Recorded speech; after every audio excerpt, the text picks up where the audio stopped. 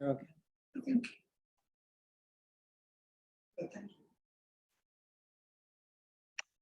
Good evening and welcome to Northshire Bookstore. I'm David Wood, the events manager here. Just a few quick notes before we get started. Please type any questions you have into the Q&A function on the bottom of your Zoom window, and I'll pose them for you towards the end of tonight's event. I'm very pleased to introduce Scott Bane, the author of A Union Like Ours, The Love Story of F.O. Matthiessen and Russell Cheney. Scott Bane is a program officer at the John A. Hartford Foundation. His work has appeared in the Huffington Post, Poets and Writers, Contrary Magazine, The Millions, New England Journal of History, the Gay and Lesbian Review, and elsewhere. His new book, A Union Like Ours, has been called an absorbing read and a significant addition to America's sociological and intellectual history. But Bane is in his element when writing about intimacy and about the pathologization of homosexuality in the early 20th century. While internationally best-selling author Colm Tóibín has said that A Union Like Ours enriches our knowledge of the gay past. We are lucky to be joined tonight by Martha Ann Toll, whose writing has appeared in NPR Books, The Washington Post, The Millions, and elsewhere. Her new novel, Three Muses, will be published next month. You can find the link to pre-order that and A Union Like Ours from Northshire in the chat in just a second as soon as I type them in there. But please join me in welcoming to Northshire Bookstore, Martha Ann Toll and Scott Bane. I'll take it away. Thanks so much. Thank you so much, Daphne. That was a lovely introduction. And I'm Martha, really excited to introduce Scott and really excited to have this conversation. Just want to say, if you are inspired to buy the book, here's a copy of the book with this wonderful photograph of Matthiessen and Cheney on the front. So we're going to start just setting a bit of context. And Scott, I wondered if you could talk to us about how you came upon this subject. Sure. Thank you so much, Martha. It's thrilled to be here, and it's wonderful to speak with you this evening. Yeah, I came upon this subject where all great things in life come from, the New York Times. I read a review of a book entitled The Crimson Letter about gay men at Harvard that referenced Matthiessen and Cheney. And being a bookish type, soon after reading the review, I went to my local library and checked out American Renaissance, which is Mathiessen's preeminent work, which was published in 1941. And in the author's note, right at the beginning, it is place-stamped Kittery, Maine. And I thought, oh my God, I thought I was the only gay guy from Kittery, Maine. And so I just got enthralled with him and Cheney and their story, and one thing led to another. And 18 years later, we have a book entitled A Union Like Ours. That's so great. And just to set a little more context here, Matthiessen was one of the preeminent literary critics of the 20th century. And Cheney was a generation older and a wonderful painter. And I'm going to ask Scott to slide over a little bit in his chair because he is lucky enough to own a Cheney painting. You see this beautiful, you said it was Western Massachusetts, I think this. No, this is a painting of a historic home in York Harbor, Maine. Oh, it is York, Maine. Okay. So it's a little bit of my hometown in our living room on the Upper West Side of Manhattan.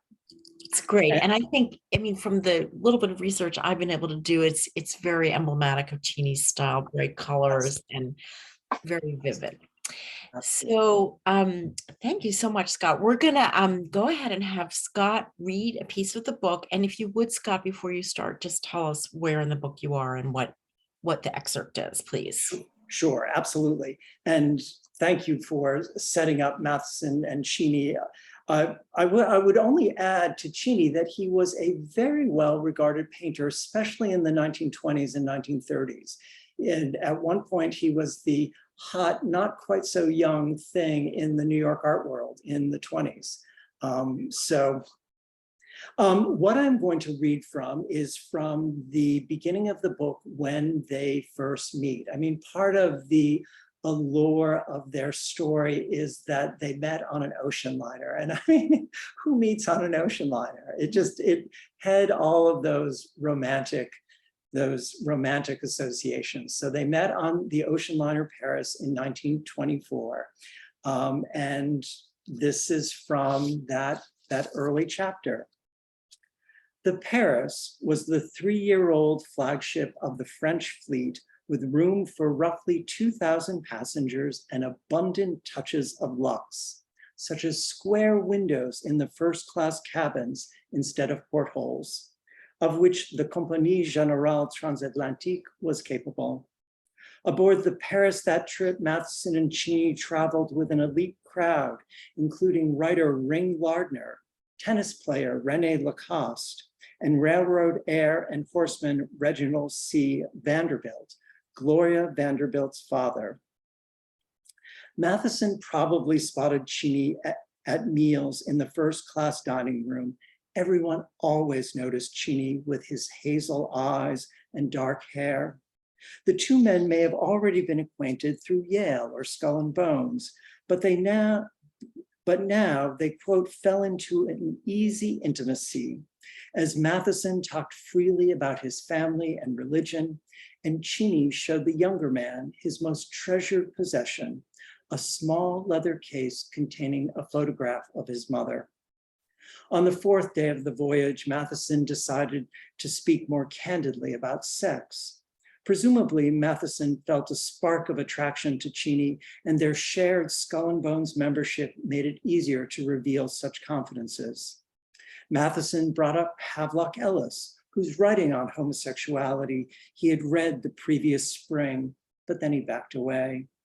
Later, after an evening of stargazing on deck, Matthiessen brought Cheney into his cabin to give him a good night's snack of a pear.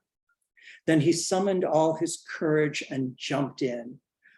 Quote, "I know it won't make any difference to our friendship, but there's one thing I've got to tell you," he said by way of awkward preface.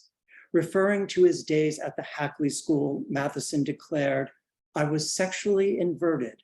Of course, I've controlled it since." Matthiessen described the miraculous moment that followed. The munching of the pear died away.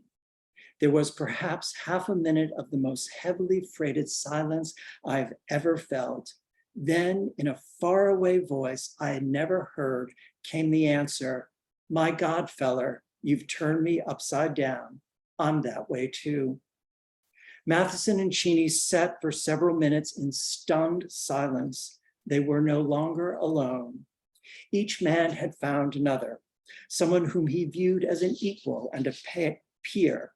Until then, both Matthiessen and Cheney had largely cordoned off their lives with friendships on one side and clandestine sexual encounters on the other side. But that night aboard the Paris, in the middle of the Atlantic Ocean, a different world in which love and sex could come together suddenly blossomed. This moment of emotional communion, however, did not lead to sex. Instead, Matthiessen and Cheney stayed up until 4 o'clock in the morning, talking about their respective sexual histories and experiences, as each man had done as part of his induction into Skull and Bones. When Cheney said goodnight before returning to his own cabin, he affectionately tousled Mathiessen's hair and thanked him for his courage in speaking so candidly. The remainder of the voyage passed quickly as Cheney and Matthiessen talked and talked. On the last night, they rested on the couch in Cheney's cabin with Cheney's head in Mathiessen's lap. Later, they changed positions, with both men simply lying next to each other, fully dressed. Their shoulders and knees occasionally touched. Words ebbed as each man savored the presence of the other. And then Cheney turned and kissed Matthiessen squarely on the lips, and Matthiessen ran his fingers through Cheney's wondrously thick hair. In a more contemporary era, this might have been prelude to sex, but not for Matthiessen and Cheney. As Matthiessen later wrote about the experience, quote, "That was all. The next morning we shook hands and I got off the boat at Plymouth. I knew I had an unbelievably rich friendship," end quote. He and Cheney made plans to meet in Italy over Mathiessen's Christmas holiday, and they pledged to write often. The end. Oh, I love that. And I love the, we could just spend the whole time talking about the metaphor of the pear. There's so much there. So one of the things I love very much about your book, Scott, was your ability to set everything in context. The two of them had such interesting lives and roved around the world. And so I want to do a little context setting here now, if we can. First, for the folks who have never heard of it, could you tell us what Skull and Bones is and what the initiation rites are? Skull and Bones is a secret society or a senior society at Yale University. It is probably the most prestigious of them. I think there are 12 or so. And former President George W. Bush is purportedly a member of Skull and Bones. It's a very elite association. The initiation rites, there was a great book written by a woman by the name of Alexandra Robbins entitled Secrets of the Tomb, because the clubhouse, if you will, for Skull and Bones is referred to as the tomb. And members go through an elaborate initiation ritual, which includes confiding one's sexual history to your fellow club members. And members of the club are free to stop the person and ask questions, ask for clarification and elaboration. It sounds quite involved. And as I say in the section that I've read, I think that, and both Matthiessen and Cheney were part of Skull and Bones, that laid the groundwork for Matthiessen to feel comfortable saying, I was sexually inverted. Of course, I've controlled it since. Interesting. And so this is a secret society. And again, Matthiessen and Cheney are a generation apart. So will you just tell us what years they were born so we make sure we're in the right place in history? Sure. Cheney was born in 1881 and Matthiessen was born in 1902. Thank you. So we know they have Yale in common, but they both came from incredibly privileged backgrounds and really interesting backgrounds. So will you take a minute to describe a little bit about each of their families? Sure. I'll start with Matthiessen. Matthiessen, his paternal grandfather started, or actually purchased, the Western Clock Company, which became West Clocks. Then his father inherited that. His father also moved to California and had a huge ranch and was involved in real estate development, but it was a very privileged, wealthy, sort of industrial era, wealthy family. Mathiessen's case is a little different in that his parents, very unusually for the time, in trying to, not thinking of the year off the top of my head, that his parents were divorced. So Matthiessen and his older sister lived with their mother in Tarrytown, New York. But there was still, when his mother died, she left him a nest egg of $25,000, which was the equivalent of like $340,000 in 2021 or 2022 dollars. Cheney was also from a very privileged family. His family were the developers and owners of Cheney Brothers Silk Manufacturing Company. And they're a little different than the Mathiessens in that the Cheneys were located in South Manchester, Connecticut, which is about 10 or 15 miles outside of Hartford. And it was basically a company town. The town's fortunes ebbed and flowed in relationship to Cheney Brothers soap manufacturing. At one point, I think they employed roughly 60% of the town's population. I made the decision to, in terms of the book, to focus more on Cheney's family because he was closer to his family. Matthiessen was distant from his father. He was very close to his mother until she died, but he was distant from his father, whereas Cheney relished being a Cheney. It was a large family. At one point, they had 120 people for a Thanksgiving dinner in the local assembly hall. It was very much part of his identity. And the Cheneys summered in York Harbor, Maine, which is how they got to Maine and how Cheney got to Maine. So it was against that backdrop, which again, I thought added so much, I mean, they were sort of really well off. I mean, it added so much to the story, the romanticism of the story. Yeah, and the cachet. So I'm going to take moderator's privilege and just say that I happen to be on the coast of Maine right now, and I was super interested to learn that Matthiessen had a connection to Sarah Orne Jewett, who's sort of Maine's godmother of writing. I mean, she was an early novelist and essayist about Maine. So he was either related to her, but at any rate, the families were pretty close or had a connection, I think. Yes, he was related to her through his mother's family name was Orne, Lucy Orne Pratt. And I looked and looked and looked to try and find the exact connection of the various branches of the Orne family to Sarah Orne Jewett. I couldn't find them, and I'm somewhat heartened that neither could Sarah Orne Jewett's most recent biographer. So I'm in good company. But yes, it was through the Ornes, and Matthiessen wrote Sarah Orne Jewett's first literary biography. Really interesting. Really interesting. And he and Willa Cather are basically credited with securing Sarah Orne Jewett's place in literary history.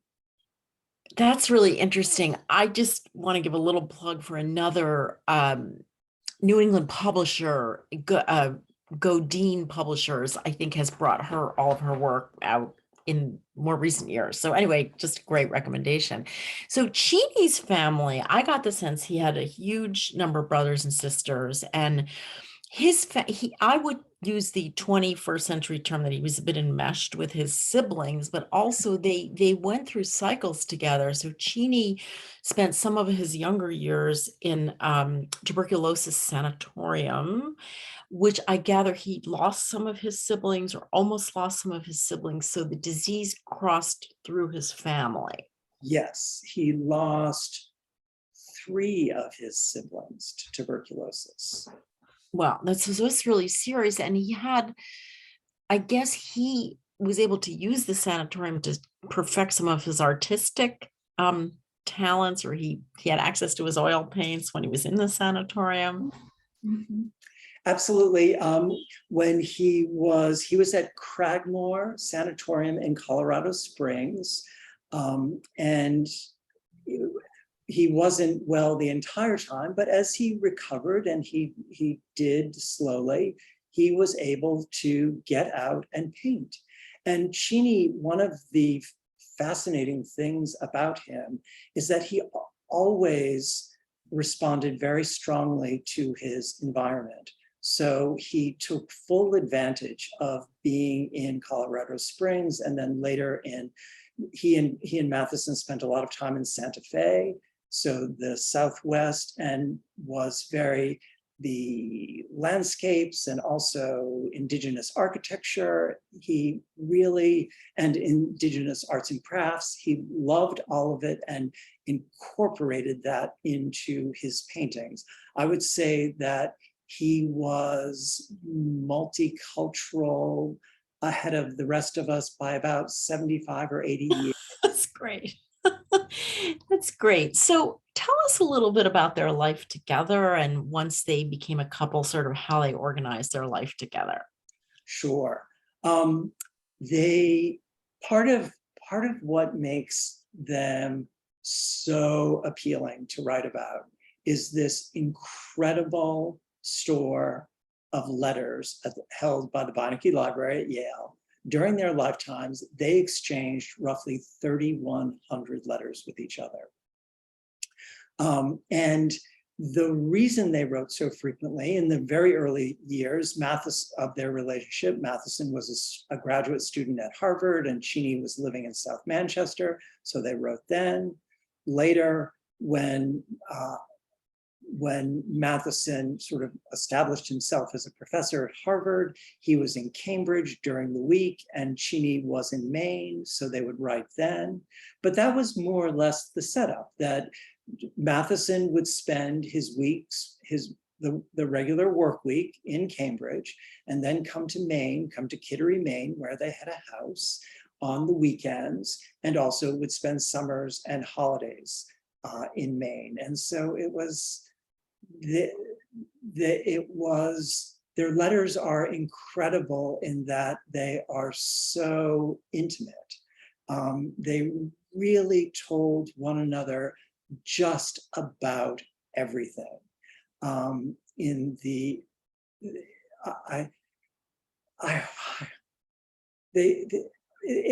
At least on Cheney's end, they had kind of an open relationship. And Cheney would tell Matthiessen about these adventures. And so they told one another just about everything. And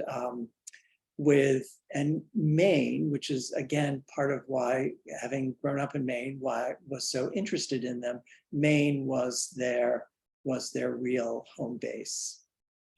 And is it fair to say they lived openly as a gay couple in Maine and they entertained and they had visitors? So it was fairly well understood what their relationship was at the time? Yes and no. It was well understood in their immediate circles of friends and closer colleagues. I mean, one of the fascinating things about working on this project, when I first started, a number of Mathiessen's students were still alive. And one of the oldest was Leo Marx, who just died in March of this year at the age of 103.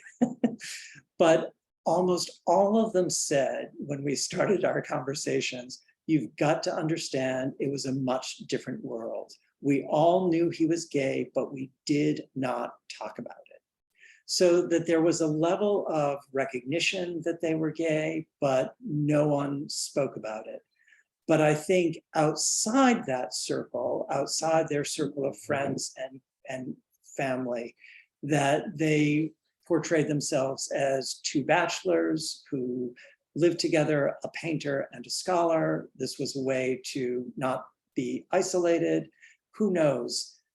But it's this funny sort of middle ground that many people did recognize them as a couple, as I describe in the book. At one point, T.S. Eliot visits them in Kittery, and he had to know that they were a couple. Really interesting. So just one of my other favorite authors you mentioned when I was preparing for our talk today, they had May Sarton as a neighbor who was a lesbian writer. And I don't know, I went on a May Sarton binge a long time ago. And so I happen to be in possession of all of her books. I totally adore her writing, but she's a fantastic essayist. And she was their immediate neighbor or close-in neighbor in Maine. She lived in York, actually, and she wrote one of the first books about Matthiessen after he died. She wrote it as a novel. It's entitled Faithful Are the Wounds, and it's it's an odd book. The protagonist ultimately commits suicide, supposedly over his failed progressive political activism. I'm not sure that that's entirely believable, but she really took the material of Mathiessen's life to write this book.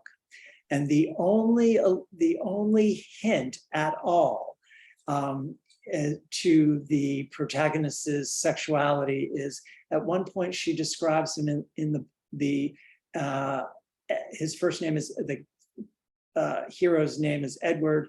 His first name is Edward. It describes him as, quote, not the marrying kind. You know, as euphemism for gay. Yeah. And certainly in previous generations as a euphemism for gay. Yeah. But that's the only hint that I recall in the novel about sexuality, and there's no trace whatsoever of Cheney.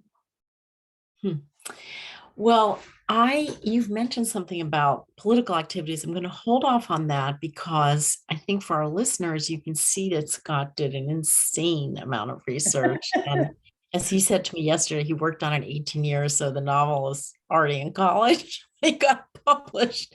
But anyway, talk to us about your research and sort of where you talked about that wonderful treasure trove at the Bane Library in New Haven. Could you talk about how you did this? And I want to remind everybody that Scott was working full time while he was doing this. So truly a labor of love. Yes, it is absolutely a labor of love. And I would say there are a couple different levels to the research. I mean, the first level, and as I mentioned before we got started, my home base for all this was the New York Public Library, that were just incredibly helpful and supportive and just a great resource. And so the very first level was going through the story of their lives and answering questions about context for myself. So, for example, where did Cheney sit in the art world? I mean, I read all of the reviews, but where was he, and how did his paintings square with trends in the art world of the 20s and 30s and later and early 40s, because he died in 45. So there were lots of things like that. There in the letters there was a big brouhaha at Harvard called the Walsh and Sweezy affair, that two of Mathiessen's friends who were involved with the Harvard Teachers Union, which Matthiessen helped create, were fired, and presumably for their progressive political sympathies. And so Matthiessen got involved, and he wrote an open letter that appeared in the New Republic. So it's like, a lot of my research was like, what was the Walsh and Sweezy affair? And, I knew that Matthiessen had given a seconding speech in 1948 for Henry Wallace's presidential campaign as a Progressive Party candidate. But I didn't know too much about Henry Wallace. So, filling in all those details for myself was the first, or filling in all that context for myself and what I would think ultimately readers. The second round of that type of research came from having some great outside readers who read the manuscript, and one of them was the great gay LGBTQ historian Martin Duberman, who read the manuscript and said, it's a great story, but I think you need some more context for how gay people were treated in the early 20th century. Just how did people conceive of themselves as gay, and how were they treated socially? And he also said that he thought I needed, given that all of Mathiessen's political activism, or not all of it, but much of it, was in the context of the organized labor movement, he thought I needed to strengthen and provide some context for that as well, since it really shaped everything that followed in terms of Matthiessen's activism. So those were that, and then of course the letters. Those were the big strands of research. Thank you. I'm going to skip ahead. I hope we have time to do more in the middle, but I do want to talk about Mathiessen's political activities. And I'm skipping ahead to say that Cheney struggled with alcoholism, particularly toward the end of his life. To me, reading the book, I think he died of something else, but you can see the progress. He went through progressive rehab places where he would drink a lot and then go to these expensive rehab facilities. But he died before Matthiessen in 1945. And at this time, Matthiessen, you pointed out to me in our conversation yesterday, it's sort of ironic that Matthiessen grew up in extraordinary wealth and privilege and had a lifelong passion for the American labor movement and workers, particularly low-income workers, and sort of how this played out, because the politics of the day were pretty brutal in terms of the nascent labor movement. So will you talk about how that played out for Matthiessen professionally? Sure. I think that his involvement with the organized labor movement and political activism, a couple of things. One, I think there's probably more to say there than I have said in the book. I have sketched out and documented an accurate timeline, and one of my hard-earned research finds was it has been repeated over and over and over again that Matthiessen testified before the House Un-American Activities Committee. So I did what anyone would do. I went to look for that testimony and I couldn't find it. And so I dispelled that myth, number one. He did not testify before HUAC. But I think that there were the seeds of social justice in Mathiessen's life from his earliest days at Yale. I mean, he participated in a group called the Liberal Club, which brought in speakers from organized labor to talk to students. He was exposed to it, but there was also another level. He, as part of his role as class deacon, taught English to recent immigrants in New Haven. And I think and he writes very beautifully about this, that the experience of bonding with other men, that had a profound effect on him. And so in some ways, I see his political activism and engagement with organized labor as developing that throughout his life. His activism it takes off after Cheney dies. And sort of from I would say for a couple of very basic reasons. One, he had time, suddenly there was this huge void in his life where the most important relationship of his entire life was suddenly a void. And so political activism and engagement with organized labor stepped in to basically fill that gap. And so that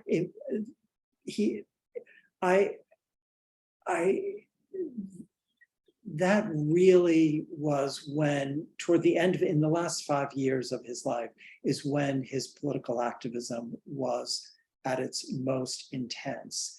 I don't think and again, maybe others later will discover differently, but I don't think it went much beyond going to meetings and signing letters, although he did give the seconding speech for Henry Wallace, and he was involved in Gallup, New Mexico. There was a riot in Gallup related to striking immigrant miners, and he went and investigated this with a group of public interest lawyers and writers, and wrote about it for the New Republic. So he was, at various points, he was quite engaged.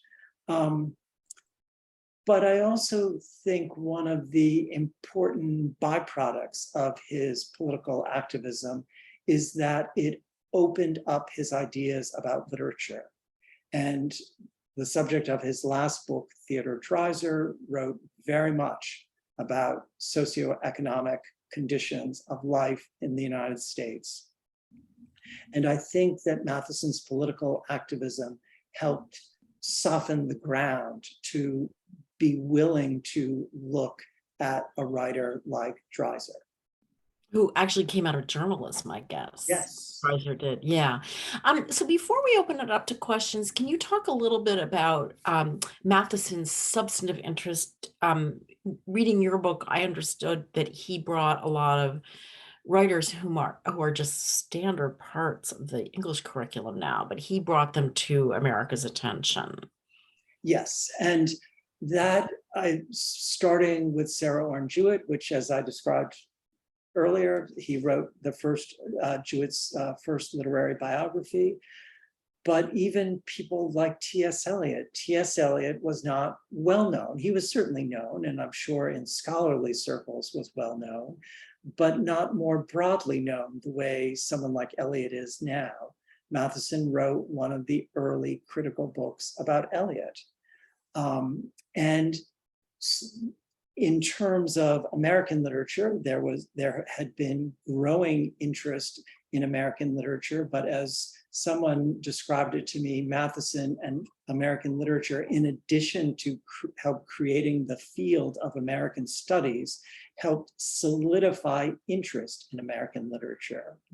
He helped raise the reputation of Henry James. Again, people knew James's work, etc. But Mathiessen's books helped establish James's reputation. And then there had been a fair amount written about Theodore Dreiser already by the time Mathiessen's book appeared. It was published posthumously in 1951. Matthiessen died in 1950. But I think he was frequently looking to push the envelope in some way in his choices. I mean, I think to a lot of writers and readers now, Matthiessen seems kind of stodgy and staid, but at the time he was writing, he was trying to expand boundaries as much as he could. Can you talk to us a little bit about how Matthiessen died and what the theories are about that? I mean, it sounded very much like he sort of never got through his grief at losing Cheney. But will you talk a little bit about that? Sure. He died horribly and violently by jumping from a 12th story hotel window in Boston on the morning of April 1st, 1950.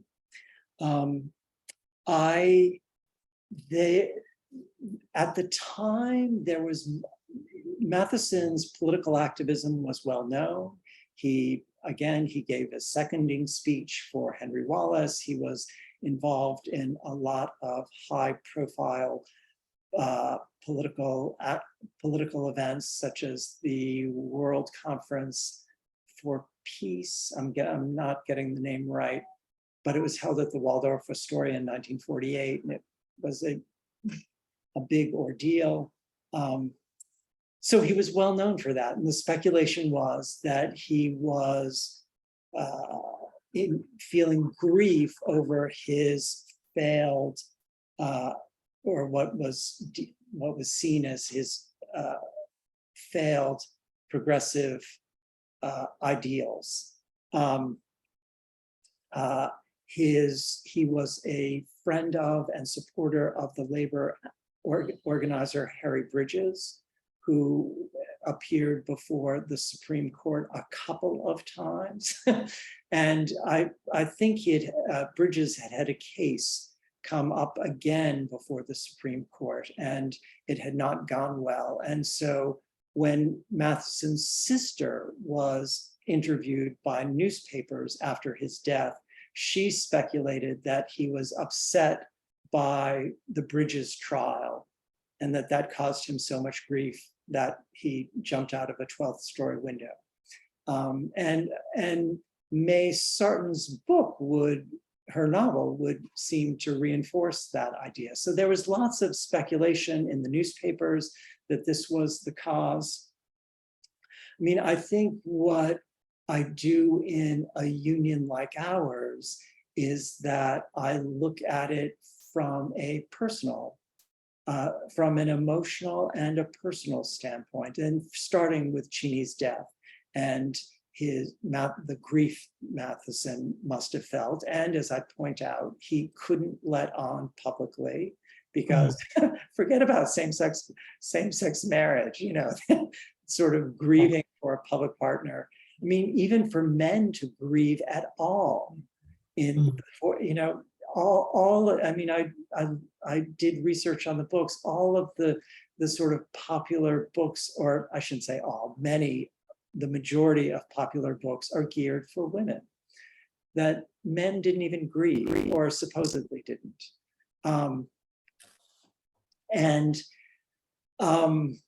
So the pieces that I tried to bring to this is really holding Mathiessen's grief front and center and taking it seriously.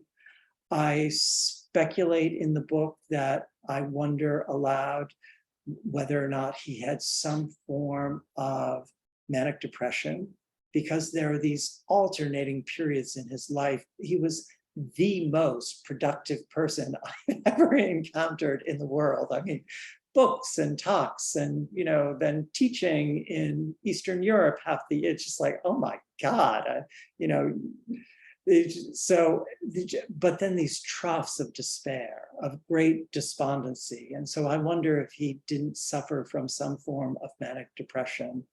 And then the third piece of it that I bring to it was really taking seriously the effects of Cheney's drinking on their life together.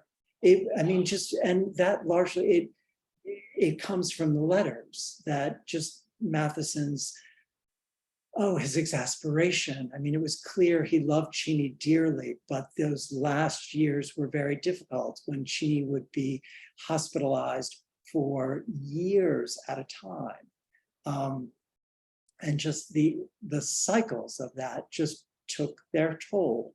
And so I think that I tried to hold all of these pieces together in looking at his death.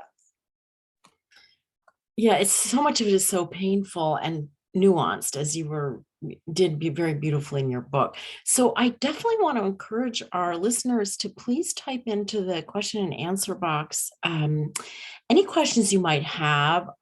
David was kind enough to put links to both of our books. Once again, here is Scott's wonderful book. This is not out yet. That's my book. It's coming out. It's a novel. It's coming out next month.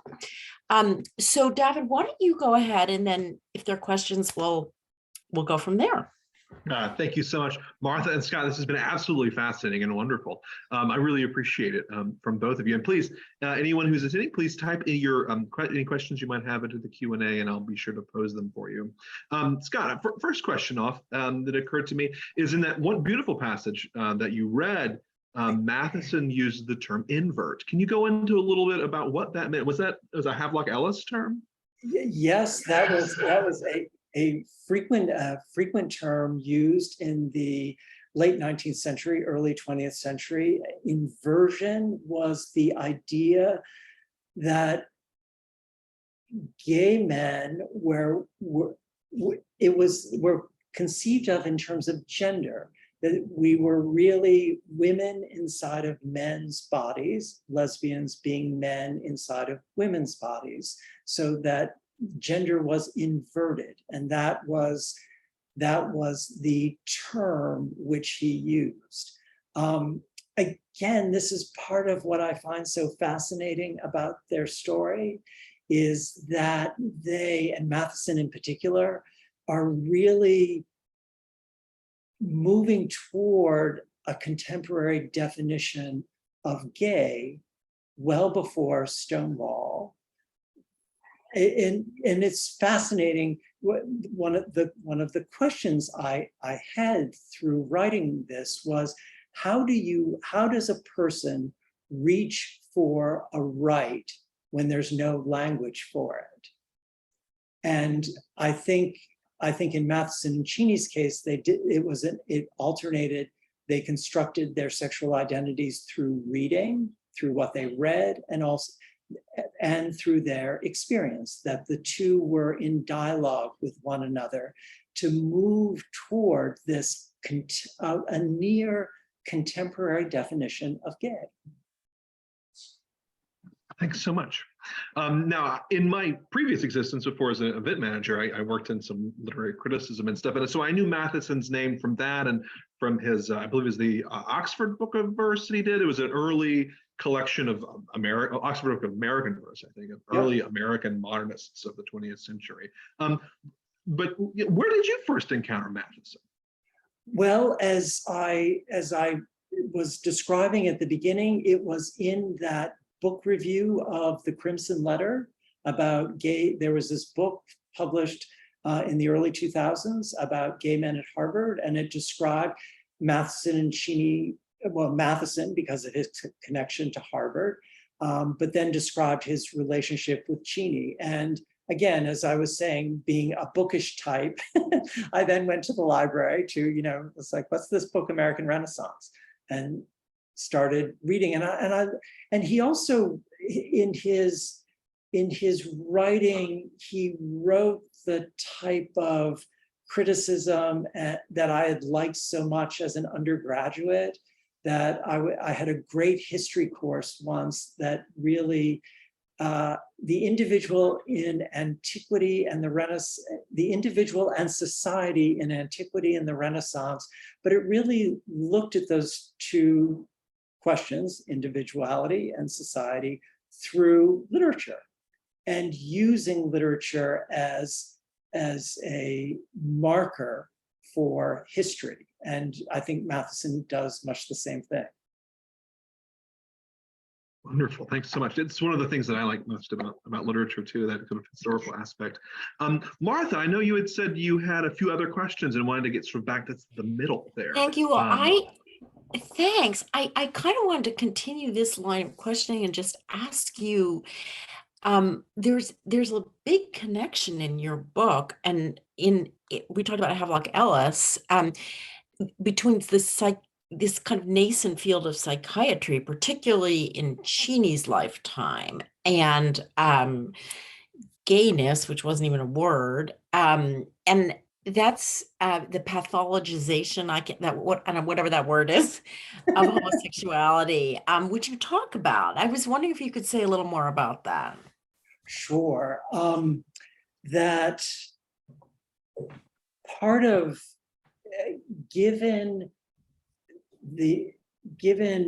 both Matthiessen and Cheney in the 1940s spent a lot of time in sanatoriums.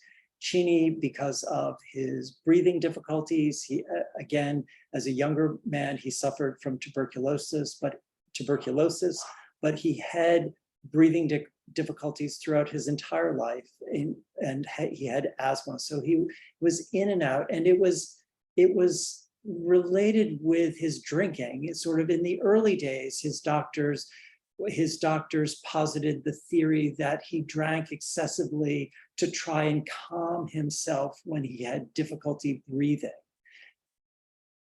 Okay.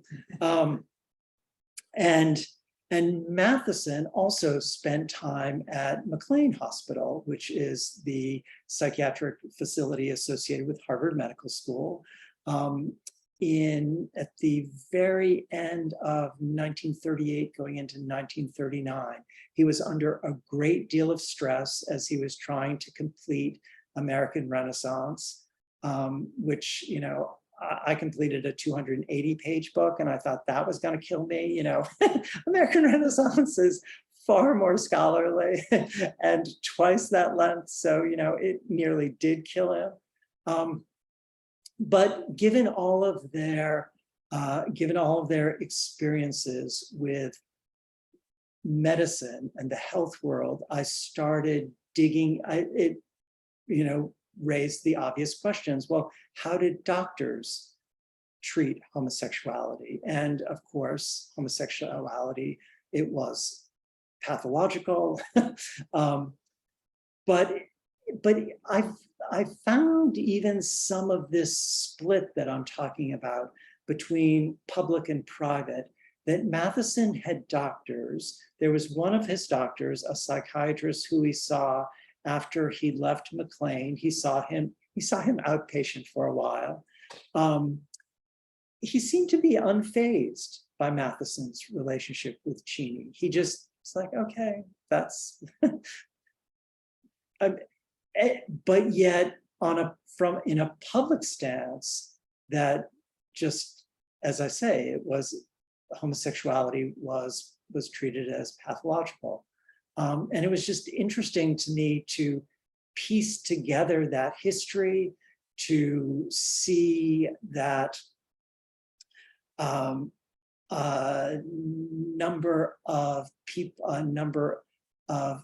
that people went through various treatments to try and cure them. Just all of that was